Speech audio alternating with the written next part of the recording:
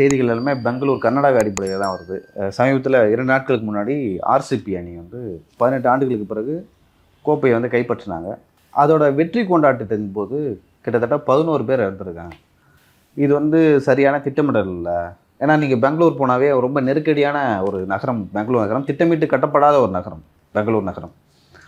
அப்படி இருக்கும்பொழுது ஒரு திட்டமிடாமல் ஒட்டுமொத்த, அதாவது 50,000 மக்கள் கூடுற வேண்டிய இடத்துல கிட்டத்தட்ட 2லேருந்து 3 லட்சம் பேர் கூட்டியிருக்காங்க. 35,000 தான் ஸ்டேடியத்தோட கொள்ளளவு. ஆமாம், கொள்ளளவு. அதை சுற்றி ஒன்றா அதிகபட்சம் ஒரு 50,000 இருக்கலாமா, அதிகபட்சம் மேக்ஸிமம். ஆனால் கிட்டத்தட்ட 2லேருந்து 3 லட்சம் பேர் கூடியிருக்காங்க. இதனால தான் அந்த இறப்பு ஏற்பட்டது அப்படின்னு சொல்லிட்டு அந்த தரப்பில் சொல்கிறாங்க. இது நீங்கள் எப்படி பார்க்குறீங்க? இதை வந்து அந்த இங்கே நடந்த ஏர் ஷோ அதோட கம்பேர் பண்ணலாமா? பண்ணணும். ஏனென்றால் முழுக்க முழுக்க நான் அரசை தான் இதற்கு குறை சொல்லுவேன். கூட்டம் இப்படி கூடுச்சுன்னா கவர்மெண்ட் என்ன பண்ணும் அப்படின்ட்டு தான் நீங்கள் எல்லாம் கேட்பீங்க. இதுக்கு தான் அரசு. ஒரு அரசுன்றது எதற்கென்றால் மக்கள் இப்படித்தான் இருப்பார்கள். இதை சரி செய்து ஒழுங்குபடுத்துவதற்காக தான் அரசு, காவல்துறை, தீயணைப்புத்துறை உள்ளிட்ட துறைகள் எல்லாம் வச்சுருக்குறோம். முந்தா நாள் நைட்டு தான் ஃபைனல்ஸு இல்லையா?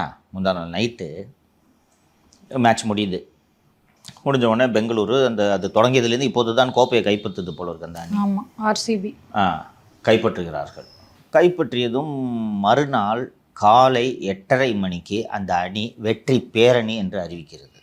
அந்த அணி அறிவிக்குது, அது ஒரு தனியார் குழுமன்றது தெரியும், மல்லைய ஆரம்பித்தது, அதை அறிவிக்குது. அரசோ மற்றவர்களோ யார்கிட்ட பர்மிஷன் கேட்டனின்ட்டு ஒருவர் கேள்வி எழுப்பவில்லை. நீங்கள் நல்லா கவனிக்கணும். இது மாதிரியான ஒரு நிகழ்வுகளுக்கு, அதுவும் கூட்டம் கூடும் நிகழ்வுகளுக்கு எப்படி முறையான அறிவிப்பு மற்றும் திட்டமிடல் வேண்டும்ன்றது எல்லாருக்குமே தெரியும். இது ஒன்றும் சாதாரண விஷயம் இல்லை. இது ஒரு பெரிய கண்டறிய முடியாத விஷயம் அல்ல. கும்பமேளாவில் செத்தாங்க, டெல்லி ரயில்வே ஸ்டேஷனில் செத்தாங்க, கூட்டம் கூடுற இடத்துலலாம் இது நடக்கும். ஸ்டாம்பேடு அது மனித இயல்பு. பக்கத்தில் யார் இருக்கான்னு பார்க்காம நம்ம தப்பிக்கணும்னு மேலே ஏறி விழுறது மனித இயல்பு. நம்ம விலங்குகளாக மாறிடுவோம் மாப்பிள்ள இருக்கும்போது. அப்போது ஒரு அரசு இதை சரி செய்யணும். இன்றைக்கி பெங்களூரு எடிஷன் டைம்ஸ் ஆஃப் இந்தியாவில் ரொம்ப விரிவாக இந்த செய்தி கவர் செய்யப்பட்டு பதிவு செய்யப்பட்டிருக்கிறது. முதல் நாள் இரவு என்ன 10:30 மணிக்கு முடியுமா மேட்ச்? எத்தனை மணிக்கு போக முடியும்? 11:30. பெங்களூரு நகரில் விடிய விடிய கொண்டாட்டங்கள். போலீஸ்க்கு இன்ஸ்ட்ரக்ஷனு யாரையும் கைய வைக்கக்கூடாது. நைட்டு பூரா டியூட்டி பார்த்துட்டு போய் அப்பாடான்னு உட்காந்துருக்காங்க. காலையில் வெற்றி ஊர்வலம்ன்றாங்க. இது வெற்றி ஊர்வலமாக கோப்பையை உள்ளே வச்சு அது இந்த பிளேயர்ஸ் வர்றாங்களா, என்ன பிளானு, எங்கேருந்து வராங்க? There is absolutely no planning. இன்றைக்கி வந்து முதலை கண்ணீர் வடிக்கிறார் துணை முதல்வர் திரு டி.கே. சிவகுமார். அவர் தான் முதல்ல போய் காரில் உட்காந்து டெப்டி சிஎம் இருந்தால் காரில் அந்த ஆர்சிபிக்குன்னு ஒரு சிம்பிள் கொடி இருக்கா, அந்த கொடியை பிடிச்சின்னு வராரியா காரில். அங்கே விமானத்துலேருந்து இறங்கின உடனே ஒரு கன்னட கொடி ஒன்று இருக்கும் தெரியுமா? கன்னட கொடி மற்றும் ஆர்சிபி கொடி 2 கொடியும் பிடிச்சிட்டு விராட் கோலியை வரவேற்று கட்டி தழுவுகிறார் டி.கே. சிவகுமார்.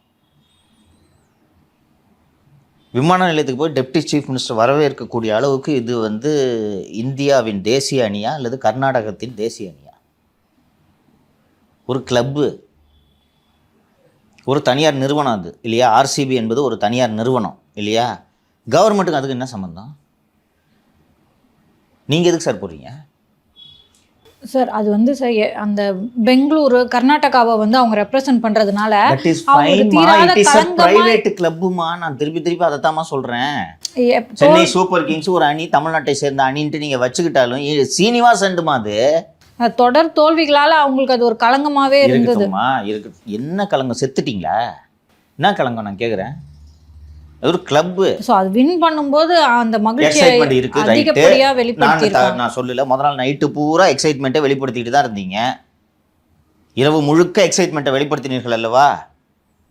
ஏன் ஒரு 4 நாள் கழித்து எக்ஸைட்மெண்ட்டை வெளிப்படுத்துங்க. நான் வேணான்னு சொல்லி இந்த கொண்டாட்டத்தை கூட வேணான்லாம் நான் சொல்லி 4 நாள் கழித்து சொல்லுங்கள் சார், இந்த மாதிரி நாங்கள் வெற்றி கோப்பை கொண்டாடணும் எப்போ இது பிளான் பண்ணுறோம். சின்னசாமி ஸ்டேடியம் பத்தாது, ஏற்கனவே பெங்களூரில் வண்டி இன்ச்சான வரும். நீங்கள் வந்து இங்கே இந்த வேலையை பார்த்தீங்கன்னா 1 இன்ச்சு கூட நவராது. தும்கூர் ரோட்டில் வைக்கலாம். நீங்கள் எல்லோரும் அங்கே வாங்க, என் பிளேஸ் வரமாட்டாங்களா? அங்கே வச்சுக்கலாம், நாங்கள் பிளான் பண்ணி தரேன். இதை பிளான் பண்ணுறதுக்கு not even a single police officer was available இல்லையோ? டைம்ஸ் ஆஃப் இந்தியாவில் இங்கே வந்திருக்கிற ரிப்போர்ட்டில் ஒரு single senior police officer available இல்லை. ஃபஸ்ட்டு இது மேட்ச் கிடையாது, அதனால் இதுக்கு டிக்கெட் இல்லை. ஓகேவா? எல்லாரும் பார்க்கலாம் என்று கூட்டம் கூட்டமாக, சின்ன பிள்ளைங்க ஆசையாக தான் படுவான், கூட்டம் கூட்டமாக கிளம்பி வந்துட்டாங்க. முன்னாடி வந்தவங்க ஸ்டேடியம் உள்ள போயிட்டாங்க, மீதி பேரெல்லாம் வெளியில் நிற்கிறாங்க. செய்தி எப்படி பரவுதுன்னா, 7வது கேட்டில் பாஸ் கொடுக்குறாங்க உள்ளே போகிறதுக்கு, 5வது கேட்டில் பாஸ் கொடுக்குறாங்க. வாயில் ஓடுறது, இங்கேருந்து அந்த கேட்டுக்கு ஓடுறது, அங்கேருந்து இந்த கேட்டுக்கு ஓடுறது. ஸ்டேடியத்தோட இது உங்களுக்கு ஸ்ட்ரக்சர் தெரியும். இது நம்ம சிதம்பரம் ஸ்டேடியத்தை எடுத்துக்கிட்டால் இங்கிட்ட ஒன்று இருக்கும், அந்த பக்கத்து ஒன்று இருக்கும். இங்கேருந்து அங்கே ஓடுறது, அங்கேருந்து இங்கே ஓடுறது. எல்லாருக்கும் பரவின தகவல் 7வது கேட்டில் பாஸ் தர்றாங்க. பாஸே இல்லை. யாராவது சும்மா கிளப்பி விட்டுருப்பாங்கன்னு நினைக்கிறேன். நேற்று இங்கே மக்கள் வெளியே செத்து கொண்டிருந்த போது உள்ளே கொண்டாட்டங்கள் தொடர்ந்து கொண்டிருந்தன, கவனித்தீர்களா? அதுக்கு என்ன காரணம் சொல்லுங்கள்? இன்ஃபர்மேஷன் போய் அவங்களுக்கு செல்ஃபோன் வேலை செய்யல. இருக்கிற 4 டவரில் 2 லட்சம் பேர் செல்ஃபோன் ஆன் பண்ணி யூஸ் பண்ணிங்கன்னா எப்படி அது வேலை செய்யும்? இதெல்லாம் திட்டமிடணும்ல. இது மாதிரி ஈவெண்ட்டை பிளான் பண்ணால் மொபைல் டவர் கொண்டு வந்து வைப்பாங்க, பார்த்துருக்கீங்களா? ஜல்லிக்கட்டு சமயத்தில் கொண்டு வந்து வச்சாங்க, ஞாபகம் இருக்கா? இதெல்லாம் பிளான் பண்ணணும், ஆம்புலன்ஸ் போகிறதுக்கு வழி விடணும். ஏன் அரசு குறை சொல்லணும்னு சொல்கிறேன்னா, முதல்வரும் துணை முதல்வருமே போகிறீங்க நீங்கள். உங்கள் வேலை மக்கள் அப்படி தான் இருப்பாங்க, நீங்கள் அவங்கள ஆள்றவங்க. நீங்கள் இதுக்கு ஏற்பாடுகளை செய்யணும். பிஜேபி அரசியல் பண்ணுறதுனா அரசியல் தான் பண்ணுவாங்க, அவங்க வேலை இது. கவர்மெண்ட் பொறுப்பு இருக்கணும்னு சொல்லிட்டு பிஜேபி விமர்சனம் பண்ணுறது கரெக்டு தான்றேன். என்ன தப்பு? போனீங்க அந்த புகழ் வெளிச்சத்தில் எல்லாரும் எனக்கு கொஞ்சம் வெளிச்சம் வரணும்னு எல்லாரும் பங்கெடுக்கணும். இதுக்கு தான் டிகே சிவகுமார் போனது, சித்தராமையா போனதுன்னா அவன் மட்டும் போயிட்டான், நம்ம போல அப்படின்ட்டு இவர் போய் ஃபோட்டோ எடுத்துக்கிறார். லியோ குறிப்பிட்டது போல் நாம் குறைந்தபட்சம் அங்கே விசாரணை நடத்தப்படும்னு சொல்லியிருக்காங்க. இங்கே 5 பேர் செத்ததுக்கு விசாரணை நடந்துச்சாயா?